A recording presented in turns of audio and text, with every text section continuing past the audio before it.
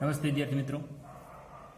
તો લાસ્ટ લેક્ચરની અંદર આપણે કઈ રીતે ઉષ્માગતિશાસ્ત્ર આપણે જે ધાતુકર્મ વિધિ ચેપ્ટર ભણીએ છીએ એમની સાથે સંકળાયેલું છે એમની અને એરિંગમ ડાયાગ્રામની આપણે વાત કરેલી હતી. તો હજી થોડી કામની અંદર આપણે વાત કરવાની છે કે આપણે એ ગ્રાફનો ઉપયોગ કરીને કઈ રીતે ધાતુનું આપણે રિડક્શન કરી શુદ્ધ ધાતુની અંદર આપણે વાત કરવાની હતી કે શુદ્ધ ધાતુ કઈ રીતે મળે, કેમ આપણે કાર્બનને જ ચૂઝ કર્યો. આપણે વાત કરી હતી કે એલિંગમ ડાયાગ્રામથી રિડ્યુસિંગ એજન્ટ મતલબ રિડક્શન કરતાની પસંદગી કરવામાં આવે છે, પણ કઈ રીતે એવું તો ગ્રાફની અંદર શું બતાવે છે. તો આપણે ફટાફટ એમની નજર મળે. આપણે જોયું હતું ભાઈ એક્સ અક્ષ ઉપર અને વાય અક્ષ ઉપર. હું અહીંયા ઝીંકનું ઉદાહરણ લઉં છું એટલે તમને આસાનીથી સમજાઈ જાય. પણ આ વસ્તુ ભણતી વખતે જ્યારે પણ તમે આ વસ્તુ શીખતા હોય ત્યારે એલિંગમ ડાયાગ્રામ જે આલેખ છે એ બાજુમાં રાખો તો વધારે સારું છે, કારણ કે હું અહીંયા જે પોઈન્ટ બતાવીશ અને બુકની અંદર જે બતાવેલા છે તો બુકની અંદર સરસ રીતે બતાવેલા હશે. હું માત્ર એક થોડીક એવી વેલ્યુ જ બતાવીશ, તો ડાયાગ્રામ બાજુમાં હશે તો વધારે તમને ખ્યાલ આવશે. બરાબર છે. હવે આપણે ઝીંકની વાત કરેલી કે ઝીંક ઓક્સાઇડને કાર્બન સાથે પ્રક્રિયાથી શું બનાવી દેશે, ઝીંક અલગ થઈ જશે અને કાર્બન મોનોક્સાઇડ બનશે. બરાબર છે. આ પ્રક્રિયા એક બતાવી દીધી છે, પણ બે સ્ટેપની અંદરથી આપણે જાણીએ છીએ. નંબર 1 કઈ છે, તો નંબર 1 જે પ્રક્રિયા છે, કાર્બન કોની સાથે રિએક્શન કરે છે, ઓક્સિજન સાથે, 1/2 O2 સાથે. તો first step carbon plus 1/2 O2 અને એ શું બનાવી દે છે, કાર્બન મોનોક્સાઇડ. બરાબર છે. ઝીંક ઓક્સાઇડની અહીંયા વાત કરવામાં આવે છે. ઓકે, તો એમની પણ અહીંયા પ્રોસેસ કે ઝીંક ઓક્સાઇડ છે અહીંયા એ ડાયરેક્ટલી અહીંયાથી આપણે એમને અલગ કરવાનો છે. શું બનશે, 1/2 O2 અલગ થઈ જશે. બરાબર ને, અને અહીંયા શું હશે, ઝીંક. આપણે આ પ્રોસેસની અહીંયા વાત કરવાની છે કે ઝીંક ઓક્સાઇડ અલગ થઈ જશે. ટોટલ આપણે રિએક્શનની વાત કરતા હતા તો 1/2 O2 કેન્સલ થઈ જશે એટલે ટોટલ પ્રક્રિયા મળશે આપણે zinc oxide plus carbon gives carbon monoxide plus zinc. આ જ પ્રક્રિયા તમને અહીંયા જોવા મળશે. પણ કાર્બન કેમ આપણે પસંદ કર્યો એમની વાત આપણે ગ્રાફ ઉપરથી સમજવાની છે. બરાબર છે. તો ગ્રાફની અંદર જોજો કે ઝીંકની લાઈન તમને ક્યાં જો, અહીંયા આપણે ડેલ્ટા G નોટ લેતા હતા. બરાબર ને, કિલો જૂલની કેલ્વિન જૂલની અંદર, અને એ પણ મોલ O2 સાથે. અને અહીંયા આપણે લેતા હતા તાપમાન. બધા પોઈન્ટ તાપમાન નથી દેખાડતો, જે લાઈન છે એ જ હું તમને અહીંયા બતાવું છું. તો ઝીંકની લાઈન જો આપણે ઝીંક વડે ઉદાહરણ વડે સમજીએ છીએ, તો ઝીંકનું ઉદાહરણ અને ઝીંકની લાઈન જ જુઓ ત્યાં. તો ઝીંકની લાઈન અહીંયા કંઈક -600 છે. આપણે ધ્યાન રાખી હતી કે વેલ્યુ ક્યાંથી શરૂઆત થશે, 0 થી નીચે, એટલે કે ઋણ હોય છે. ખાસ યાદ રાખવાનું છે કે પ્રક્રિયા ત્યારે જ સંભવ બનશે કે જ્યારે ડેલ્ટા G નોટ કેવું મળે આપણને, ઋણ. તો જ પ્રક્રિયા શું થશે, આપમેળે પ્રક્રિયા થશે. અને આપણે એવી જ પ્રોસેસ કરાવવાની છે. ડેલ્ટા Gની વેલ્યુ કેવી મળવી જોઈએ, ઋણ. તો પ્રથમ તો કાર્બનવાળી લાઈન ક્યાં છે એ આપણે સિલેક્ટ કરવાની છે. માનો કે તમને તાપમાન આપી દીધું છે, તમને કહેવામાં આવે ક્વેશ્ચનની અંદર કે 1000 કેલ્વિન તાપમાને અથવા 800 કેલ્વિન લઈ લો, જે અંદર વેલ્યુ આપેલી છે, 800 કેલ્વિન તાપમાને ઝીંક ઓક્સાઇડનું રિડક્શન ઝીંકમાં થશે કે નહીં એ આપણે અહીંયા બતાવવાનું છે. કાર્બન અહીંયા સારી રીતે કાર્ય કરશે કે નહીં એ આપણે માહિતી આમના ઉપરથી મેળવવાની છે. કેટલા તાપમાને, તમને ફિક્સ તાપમાન આપી દીધું છે 800 કેલ્વિન. તો અહીંયા આપણે એક પોઈન્ટ મૂકી દઈએ છીએ 800 કેલ્વિનવાળો. બરાબર છે. સેલ્સિયસ લઈ લો, કારણ કે આમાં સેલ્સિયસ વેલ્યુ આપેલી છે 800 અંશ સેલ્સિયસ. બરાબર છે. હવે ત્યાં કાર્બનની લાઈન જુઓ તો કાર્બનની લાઈન કંઈક -200થી નીચે અને 300ની વચ્ચેથી ચાલુ થાય છે. એ નીચે તરફ આવે છે, આ રીતે બતાવેલી છે. અને જ્યાં ઉપર લખેલું છે 2 કાર્બનવાળી છે, O2 gives 2 CO. બીજી એક કાર્બનની લાઈન છે જે 350થી આરામથી નીકળે છે, 350 રાઉન્ડથી નીકળે છે અને સ્ટ્રેટ લાઇનની અંદર આમ આ રીતે આગળ વધે છે. ત્યાં બતાવેલું છે C plus O2 gives CO2. બરાબર, એ CO2 વાળી લાઈન છે. અહીંયા મોનોક્સાઇડવાળી છે. આપણે મોનોક્સાઇડવાળી લાઈનને અહીંયા જોઈએ.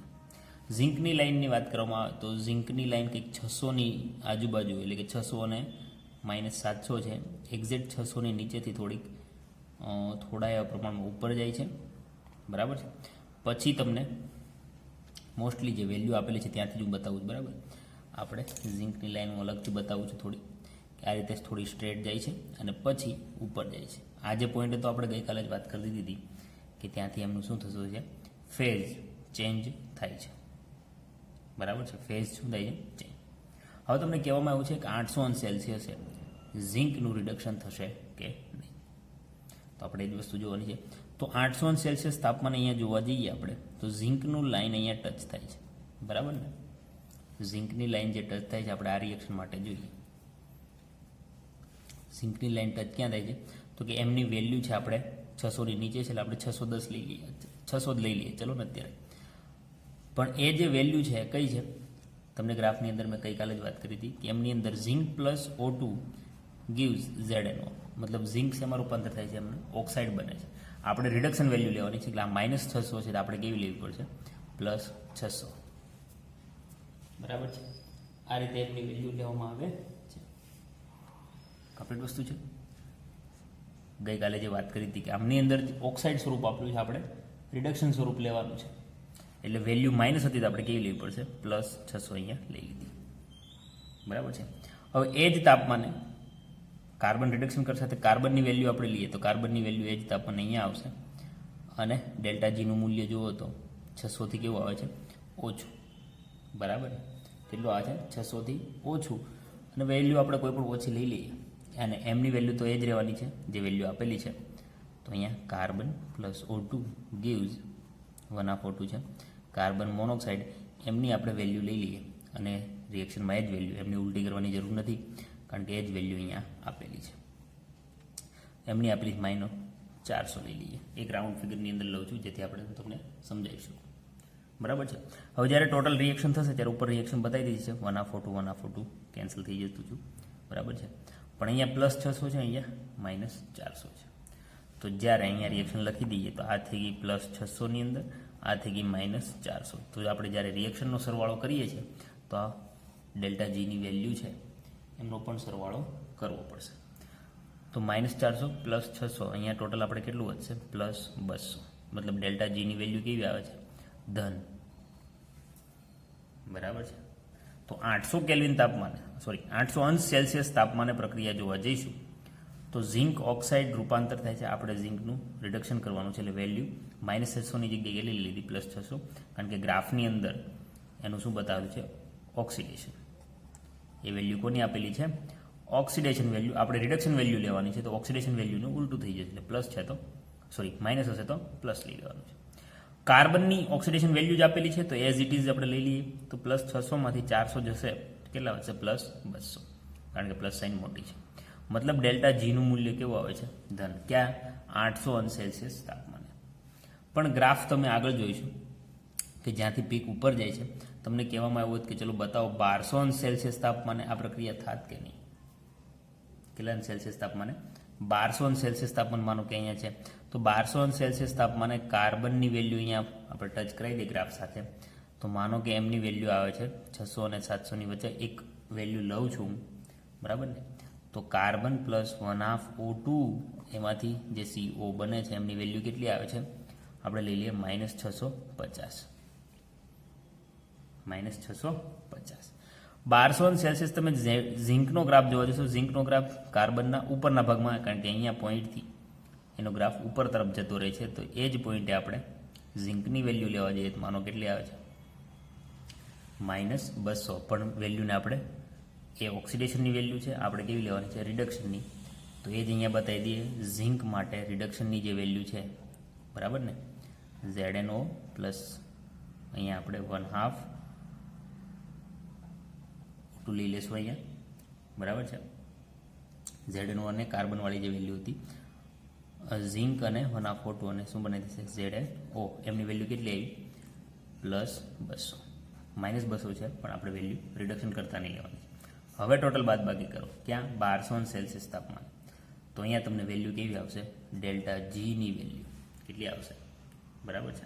તો આ રીતે વેલ્યુ અહીંયા કેવી મળશે તમને, ઋણ. તો -650 માંથી, બરાબર ને, આપણે 200 ને બાદ કરી દઈએ તો આપણે વેલ્યુ મળશે ઋણ કેટલી, 450 જેટલી, બરાબર છે. વેલ્યુ કેવી મળી, ઋણ. તો એક રીતે હું તમને અહીંયા એ કહેવા માગું છું કે 800 તાપમાને તમને ગ્રાફ પરથી ખબર પડશે કે કાર્બન છે એ ઝીંકનું રિડક્શન કરી શકતો નથી. એના માટે તાપમાનમાં શું કરવું પડશે? વધારો.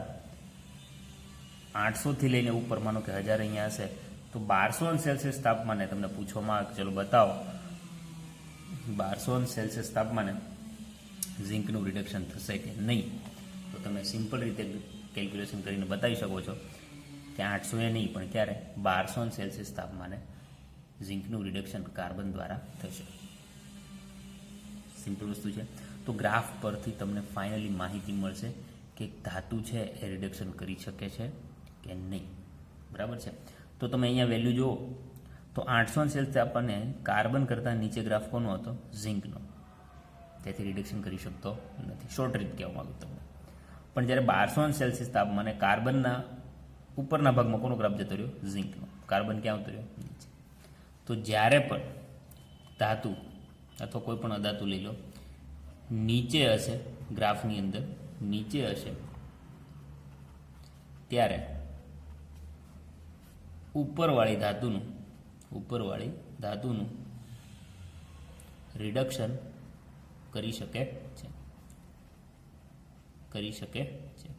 મતલબ નીચે જે ગ્રાફ આવતો હશે ઉપરવાળા બધા માટે રિડક્શન કરતા સાબિત થશે. અહીંયા જુઓ 800 તાપમાને ઝીંકનો ગ્રાફ નીચે હતો અને કાર્બનનો ગ્રાફ ઉપર હતો. તો ઝીંક કોનું રિડક્શન કરી શકતો હતો? કાર્બન. પણ એ આપણે નથી જોઈતું. 1200 તાપમાને કાર્બન નીચે આવતો, ઝીંક ક્યાં જતો રહ્યો? ઉપર ગ્રાફની અંદર. તો કાર્બન ઝીંકનું રિડક્શન કરી શકે છે. તો ગ્રાફની અંદર સૌથી નીચે વેલ્યુ કોની આપેલી છે? તો ગ્રાફની અંદર જોશો તો કેની આપેલી છે? એમજીની. તો એમજી ઉપરવાળી બધી જ ધાતુનું રિડક્શન કરી શકે છે. પણ એ તમને તાપમાન આપેલું છે, રેડ ડોટથી બતાવેલું છે, એ ઉપર પોઈન્ટ કરેલો છે બુકની અંદર. એ તાપમાન છે. એના પછી એલ્યુમિનિયમ એને આગળ નીકળી જાય છે અને એ એલ્યુમિનિયમ કરતાં ઉપર જતી રહી છે. બરાબર છે. એ તાપમાન તમે નીચે ટચ કરાવશો તો લગભગ 1473 કેલ્વિન છે અને 1200 પછી એટલે કે 1300 સમથિંગ 1400 સમથિંગ પછી આવે છે કે જ્યાં એમજીની વેલ્યુ એલ્યુમિનિયમ કરતાં વધી જાય છે. તો એ તાપમાન પછી બધાનું રિડક્શન કરતી ધાતુ કઈ થઈ જશે? એલ્યુમિનિયમ. બરાબર છે. અને કાર્બનનો ગ્રાફ પણ તમને બતાવેલો. તો એક શોર્ટ રીત યાદ રાખજો, જેટલા પણ ગ્રાફ નીચે આવે છે એ બધી ઉપરવાળી ધાતુઓ માટે રિડક્શન કરતાં સાબિત થશે. અને એમાં ખાસ કરીને કોણ આવે છે? કાર્બન. બરાબર છે. તો આ રીતે એલિંગમ ડાયાગ્રામ પરથી આપણે માહિતી મેળવી શકીએ છીએ કે ધાતુનું એ રિડક્શન કરી શકે છે કે નહીં. અને રિડક્શન પરથી જ આપણે ધાતુ શુદ્ધ અવસ્થાની અંદર મળે છે. બરાબર છે. હવે ખામીઓ પણ પૂછવામાં આવે છે કે એલિંગમ ડાયાગ્રામની ખામીઓ શું છે? તો ખામીઓ અહીંયા બતાવી દઈએ, એ પણ જરૂરી છે. 2 જ ખામી છે. નંબર 1 ખામી કઈ છે? તો માત્ર પ્રક્રિયા થશે એમની ખબર પડે છે આપણને. પ્રક્રિયા થશે. ભાઈ આ કાર્બન છે એ ઝીંકનું રિડક્શન કરી શકે છે. તો પ્રક્રિયા થશે કે નહીં એમના વિશે તમે માહિતી આપી શકો છો, પણ રેટ ઓફ રિએક્શન વિશે કોઈ માહિતી આપી શકતા નથી. મતલબ કે પ્રક્રિયા વેગ, કેટલા વેગથી પ્રક્રિયા થશે એમના વિશે કોઈ માહિતી આપી શકતા નથી. તો એક ખામી છે. બરાબર. પ્રક્રિયા થશે કે નહીં એ ગ્રાફ ઉપરથી આપણે સમજી શકીએ છીએ, પણ વેગ કેટલો હશે પ્રક્રિયાનો એ આપણે એલિંગમ ડાયાગ્રામ ઉપરથી માહિતી મેળવી શકતા નથી. ચલો સેકન્ડ નંબરની વાત કરીએ તો ડેલ્ટા જી આપણે વાયએક્સ ઉપર લીધેલો છે. ક્યાં લીધેલો છે? વાયએક્સ ઉપર. ગિબ્સની મુક્ત ઉર્જા. ડેલ્ટા જીનું આપણે એક સૂત્ર યાદ હશે, વિદ્યુત રસાયણ ચેપ્ટરની અંદર ભણી ગયા હતા, -RTLN કે. બરાબર ને. અહીંયા કે શું છે? સંતુલન અચળાંક. ધોરણ 11 સંતુલન ચેપ્ટરની અંદર તમે શીખી ગયા છો. મતલબ એલિંગમ ડાયાગ્રામની અંદર એલિંગમ બધી જ રિએક્શનને કેવી માને છે? સંતુલન સ્થિતિમાં. તો જ આપણે કેને શોધી શકશું? સંતુલન સ્થિતિમાં હોય છે. પણ એવું હોતું નથી. ડાયાગ્રામ પ્રમાણે કેની વેલ્યુ સંતુલન સ્થિતિમાં હશે ત્યારે જ મળશે. મતલબ કે હરેક રિએક્શન કેવી છે? સંતુલન સ્થિતિમાં હશે. પણ હરેક રિએક્શન સંતુલન સ્થિતિમાં હોતી નથી. તો 2 એમની ખામીઓ છે. તો એલિંગમ ડાયાગ્રામ વિશે મોસ્ટલી કામ અહીંયા ખતમ કરીએ છીએ. હજી થોડુંક આપણે જ્યારે આયનનું આપણે નિષ્કર્ષણ કરશું, આયનનું આપણે શુદ્ધિકરણ કરશું, એમની અંદર આપણે વાત કરીશું. તો હવે આપણે નવો ટોપિક છે. 2 ટોપિક તો આપણે ખતમ થઈ ગયા. આપણે વાત કરી હતી કાચી ધાતુમાંથી ગેંગને અલગ કરવાની, એનું ભણ્યા આપણે. પછી ગેંગ અલગ થઈ ગયા પછી કાચી ધાતુમાંથી ધાતુને અલગ કરી દીધી આપણે. આ જ પ્રોસેસ એમની છે. હવે શું આવશે, એ જે ધાતુ મળી, બરાબર ને, કાચી ધાતુમાંથી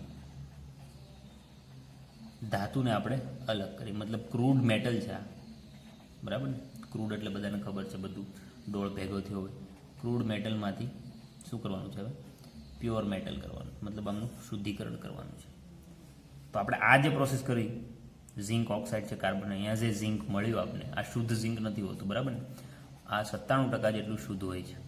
હજી આપણે 100% શુદ્ધ કરવાનું છે, અને 100% શુદ્ધ કરવા માટે આપણે શુદ્ધિકરણ પ્રોસેસ આપણે ઉપયોગમાં લેવી પડશે.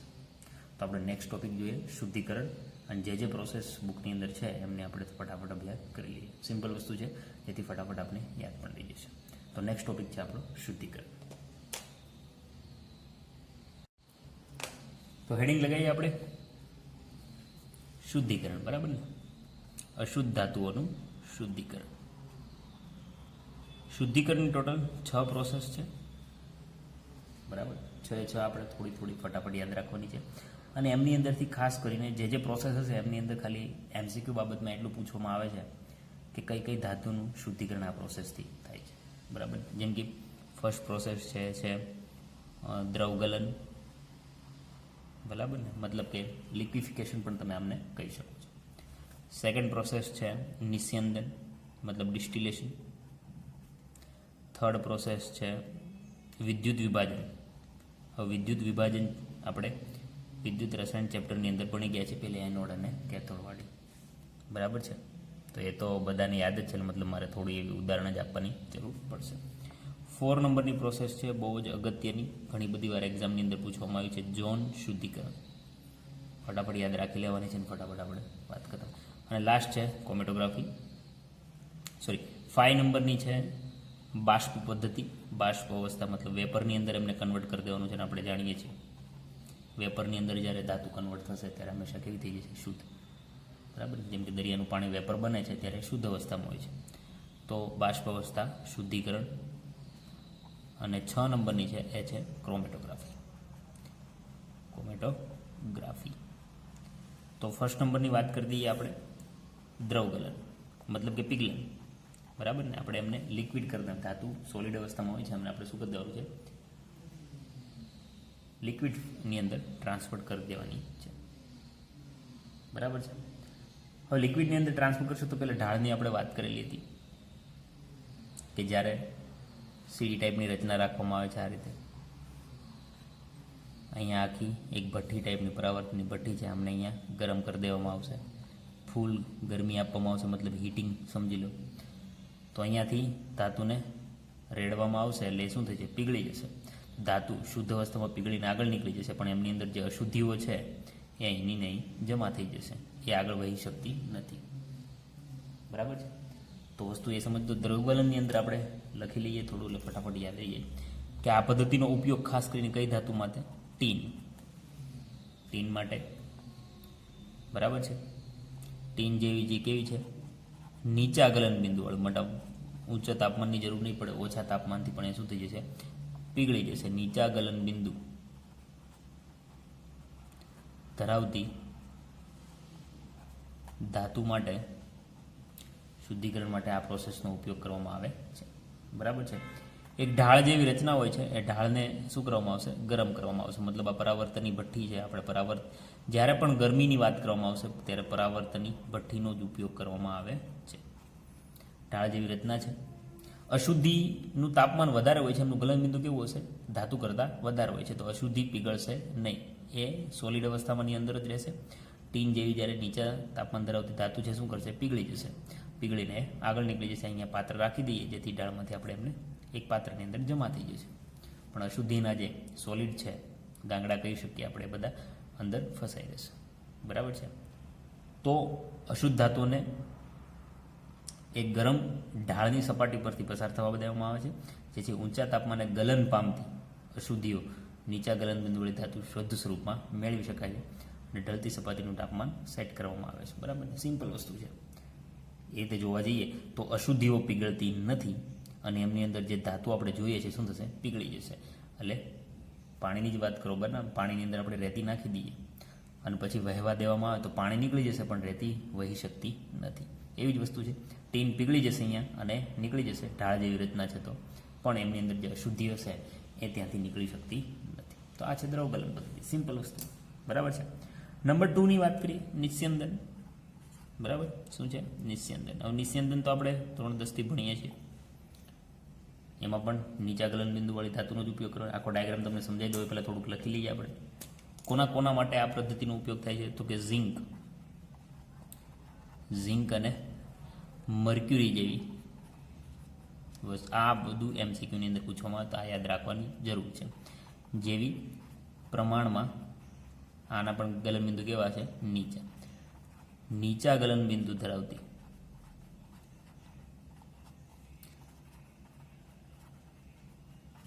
ધાતુઓ માટે આ પદ્ધતિનો ઉપયોગ કરવામાં આવે છે. બરાબર ને?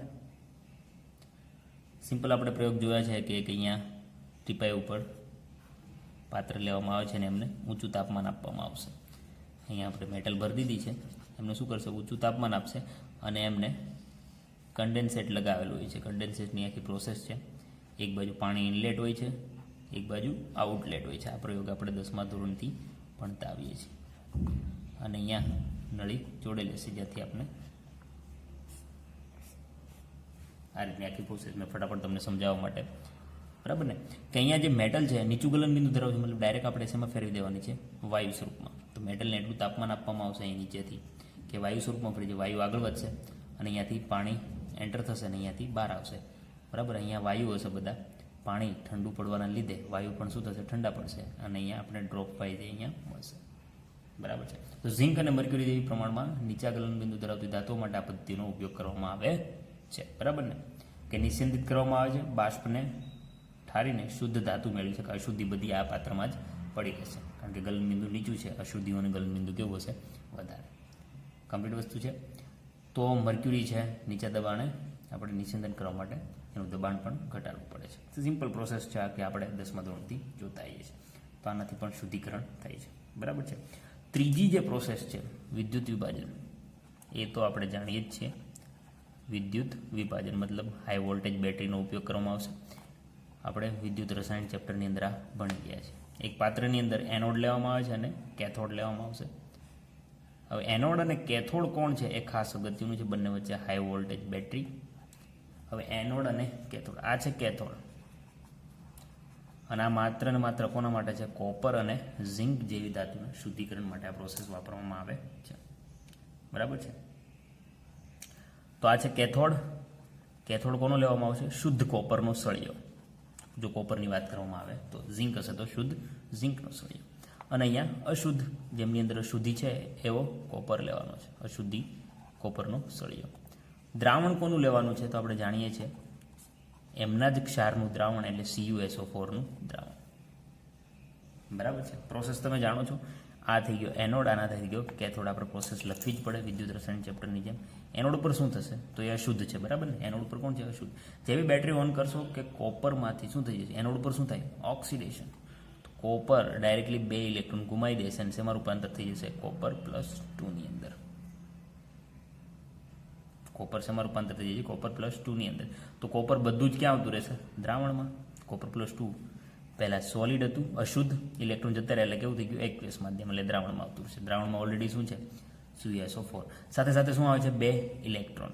તો જેવું દ્રાવણમાં આવશે તો કોપર અહીંયા +2 અવસ્થાની અંદર છે, એ શું કરશે? ઓકે. તો હવે જેવા 2 ઇલેક્ટ્રોન દ્રાવણની અંદર, દ્રાવણમાં કોપર +2 પહેલેથી હાજર છે, તો અહીંયા કેથોડની પ્રોસેસ લખીએ આપણે. કોપર +2 દ્રાવણમાં જે છે એ આ 2 ઇલેક્ટ્રોન મેળવી લેશે, શેમાં રૂપાંતર થઈ જશે? કોપરમાં. આ અશુદ્ધ હતું. બરાબર ને? એનોડ ઉપર કોણ છે? અશુદ્ધ. અહીંયા જે મળ્યું હોય કેવું થઈ જશે? શુદ્ધ. તો ટોટલ પ્રોસેસ લખીએ. 2 ઇલેક્ટ્રોન કેન્સલ, કોપર +2 કેન્સલ. તો કોપર અશુદ્ધમાંથી શેમાં રૂપાંતર થઈ ગયું? કોપર શુદ્ધ. તો જે અશુદ્ધ છે એમની અંદર અશુદ્ધિનું પ્રમાણ વધારે છે, તો એ કેવો લેવો? એનોડ કેવો હશે? થોડું થિકનેસ કેવી હશે? વધારે. ના, થોડો બદલો. ધીમે ધીમે બધું કોપર અહીંયા સળિયા ઉપર જમા થવા મળશે અને અશુદ્ધિઓ બધી છે એ એનોડના તળિયા ઉપર જમા થઈ જશે.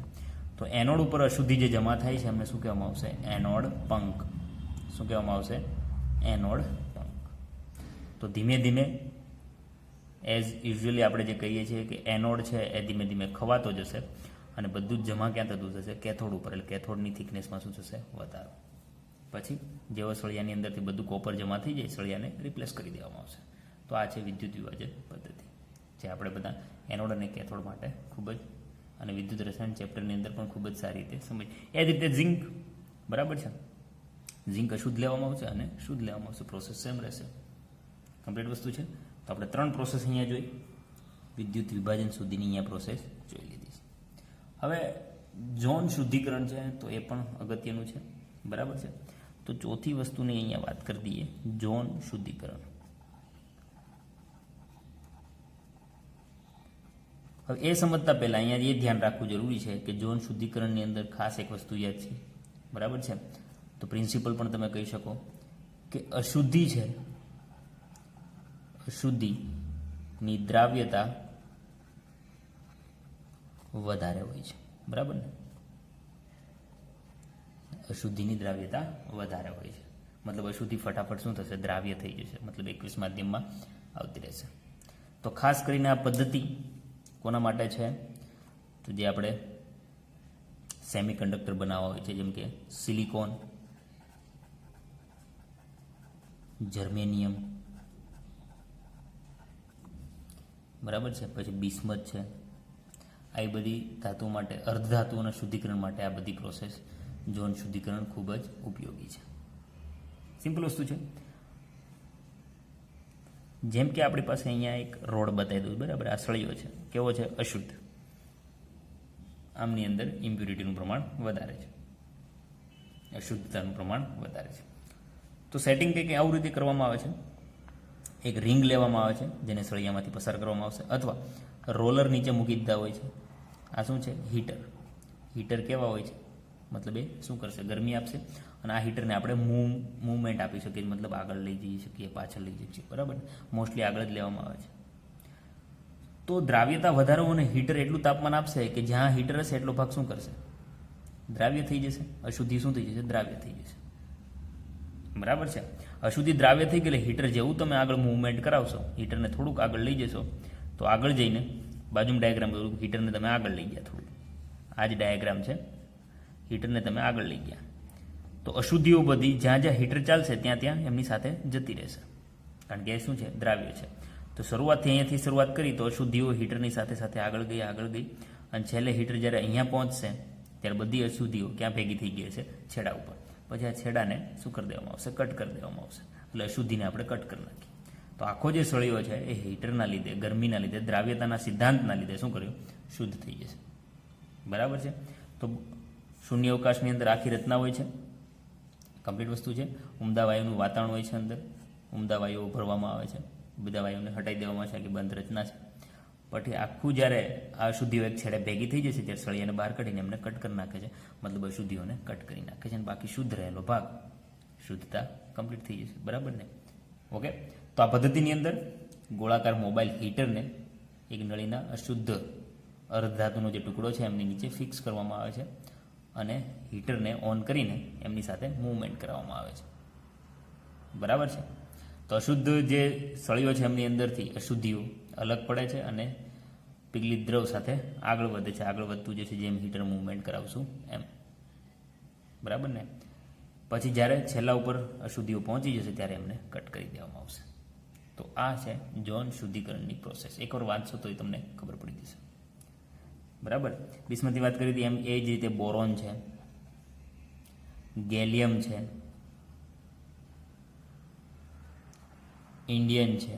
ઇન્ડિયમ, આવી બધી ધાતુઓ માટે શુદ્ધિકરણ કરવા માટે આ પદ્ધતિનો ઉપયોગ કરવામાં આવે છે. તો 4 પ્રકારની જોઈ ઝોન શુદ્ધિકરણ. હીટરની જગ્યાએ મોડર્ન ટેકનિક છે, સૌથી વધારે શુદ્ધિકરણ પ્રોસેસની અંદર આ મોડર્ન ટેકનિક છે. હીટરમાં ગોલ્ડ રિંગ પણ ઉપયોગ કરવામાં આવે છે, બરાબર? મતલબ આ અશુદ્ધ ધાતુનો સળિયો હોય તો આ પ્રકારની રિંગ રાખવામાં આવશે અને એમને અંદરથી આમ પાસ કરવામાં આવશે, અને છેડા ઉપરથી આમને કટ કરી નાખવામાં આવશે. આ રીતે મોડર્ન ટેકનિક પ્રમાણે આ પદ્ધતિ સૌથી વધારે પ્રચલિત છે.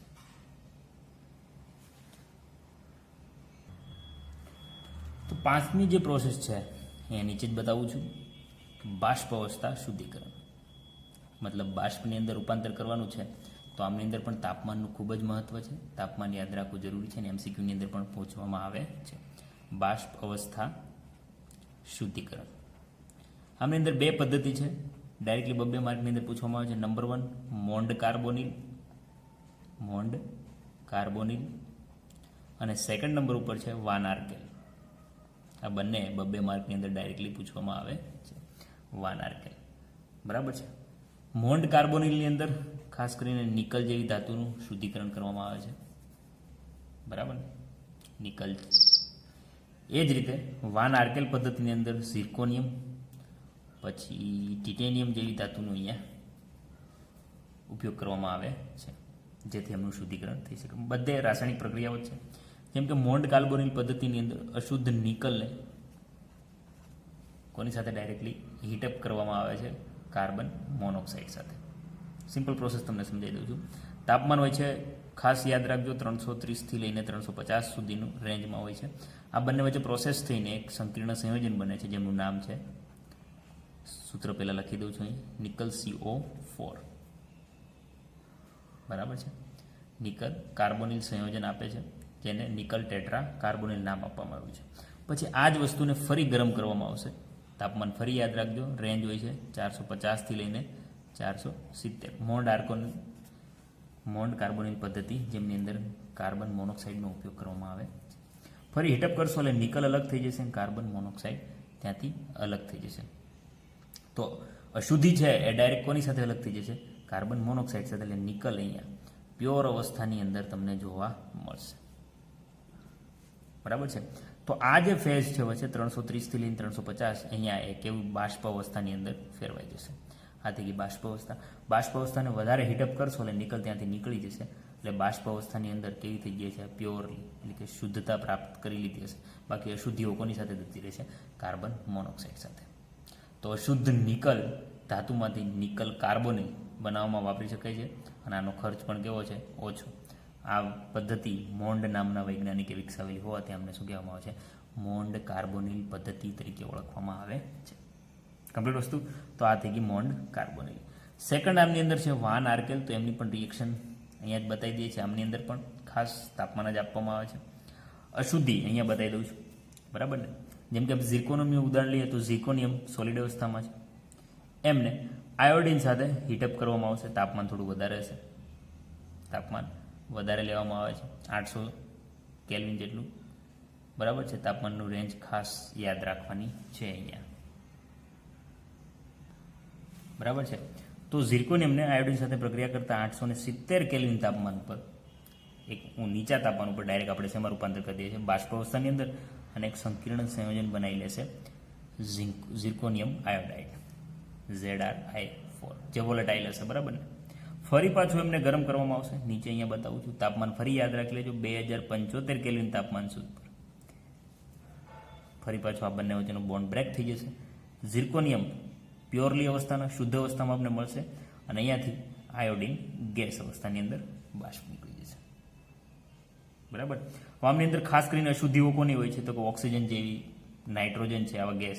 તો એ આયોડિન સાથે ઓક્સિજન અને નાઇટ્રોજન પણ ક્યાં જતા રહેશે? વાતાવરણની અંદર. એ જ રીતે આપણે ટિટેનિયમની વાત કરીએ તો ટિટેનિયમની અંદર પણ આવું જ થાય છે. I2 સાથે પ્રોસેસ કરવામાં આવે છે. આમની અંદર પણ તમારે તાપમાન યાદ રાખવાના છે.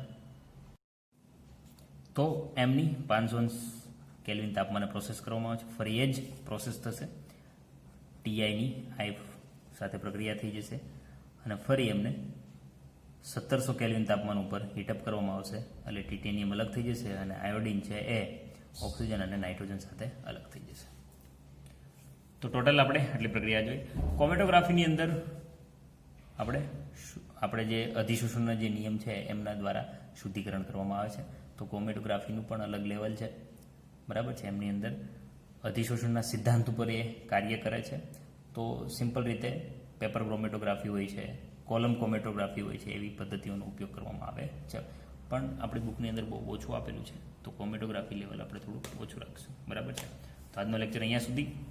ખાસ કરીને ઝોન શુદ્ધિકરણ છે, નિસ્યંદન છે, જેવી પદ્ધતિનો ડાયરેક્ટલી મોન્ડ કાર્બોનિલ વાન આર્કેલ પદ્ધતિ ડાયરેક્ટલી પૂછવામાં આવે છે, તો વધારે ફોકસ એમના ઉપર કરો.